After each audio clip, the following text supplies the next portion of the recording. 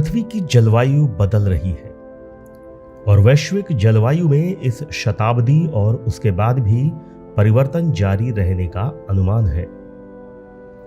अगले कुछ दशकों के बाद जलवायु परिवर्तन की भयावहता से वैश्विक तापमान में वृद्धि की कल्पना मात्र से लोग कांप उठते हैं। जलवायु परिवर्तन रोकने के लिए भारत में अनेक कार्य किए जा रहे हैं। इसके लिए जागरूकता अभियान भी चलाए जा रहे हैं। लेकिन आईएएस हीरालाल ने इस संकट से निपटने के लिए अनोखे और प्रभावशाली तरीके से जो मिशन शुरू किया है, उसके परिणाम भी नजर आने लगे हैं, जिससे उन्हें क्लाइमेट एक्शन लीडर के रूप में तेजी से पहचान मिल रही है।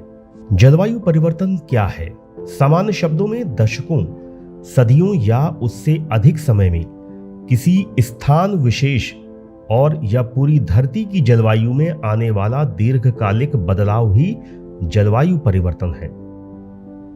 उदाहरण के लिए, जहां बाढ़ आती थी वहां सूखा पड़ रहा है, जहां सर्दी पड़नी चाहिए थी तब गर्मी हो रही है, तापमान में बदलाव आ रहा है। कौन है आईएएस हीरालाल और जलवायु परिवर्तन के लिए उन्होंने कौन से अनोखे तरीके अपनाए जिससे उन्हें क्लाइमेट एक्शन लीडर के रूप में पहचान मिल रही है? आइए इस बारे में जानने की कोशिश करते हैं। उत्तर प्रदेश की बस्ती जिले के एक बहुत छोटे से गांव बगडीह में जुलाई 1967 में जन्मे डॉक्टर हीरालाल के मन में बचपन से पर्यावरण और मौजूदा प्रणालियों में बदलाव की इच्छा प्रबल हो रही थी। जब वह उत्तर प्रदेश में बांदा जिले में डीएम बनकर आए, तब उनमें अपने बचपन के सपने को पूरा करने के लिए नया उत्साह और जोश था। जलवायु परिवर्तन को लेकर उन्होंने बहुआयामी दृष्टिकोण अपनाया। इस उद्देश्य के लिए सहयोग और समर्थन का बढ़ावा देते हुए अधिकारियों और व्यापारियों के साथ बैठकें आयोजित की। प्लास्टिक प्रदूषण के हानिकारक प्रभाव के बारे में जनता को शिक्षित करने के लिए जन जागरूकता कार्यक्रम आयोजित किए गए। इसके तहत झोला युक्त प्लास्टिक मुक्त बांदा अभियान चलाया। उनका मानना है कि प्लास्टिक एक ऐसी सामग्री है जिसे विघटित होने में हजारों साल लग जाते हैं। यह मनुष्य और पर्यावरण दोनों के लिए गंभीर खतरा है। प्लास्टिक खाने के बाद जानवरों और पक्षियों को दुखद भाग्य का सामना करना पड़ता है, जिससे अनगिनत समुद्री जीवन की हानि होती है। इसके अलावा प्लास्टिक प्रदूषण से नदियों और जलधाराएं अवरुद्ध हो जाती हैं, जिससे बाढ़ और पर्यावरण का क्षरण होता है। जब यह भोजन और जल स्रोतों को प्रदर्शित करता है तो कैंसर सहित गंभीर स्वास्थ्य समस्याओं से भी जुड़ा होता है।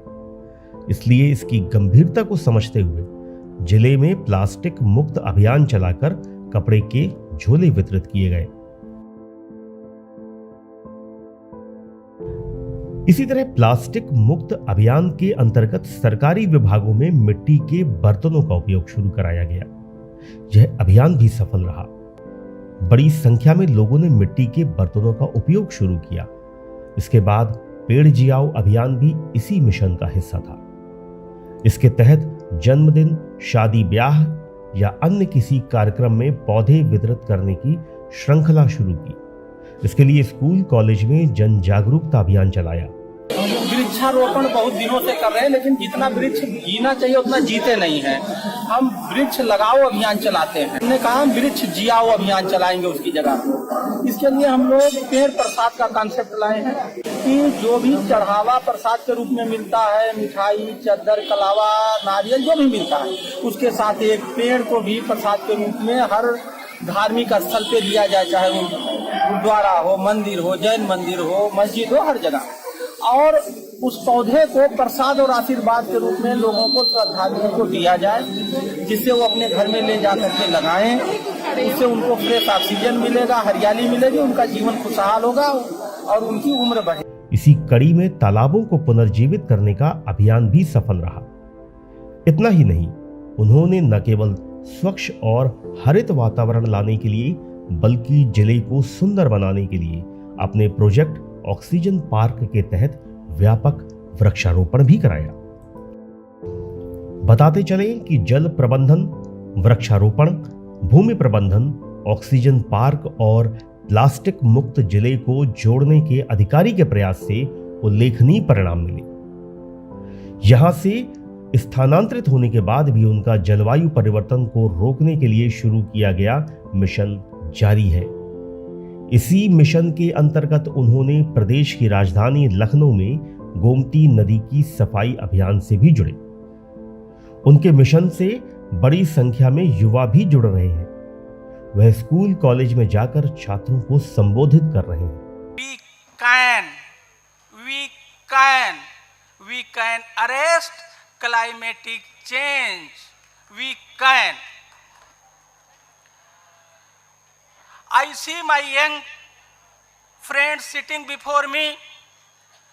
Hence, this is a good platform to talk with the future.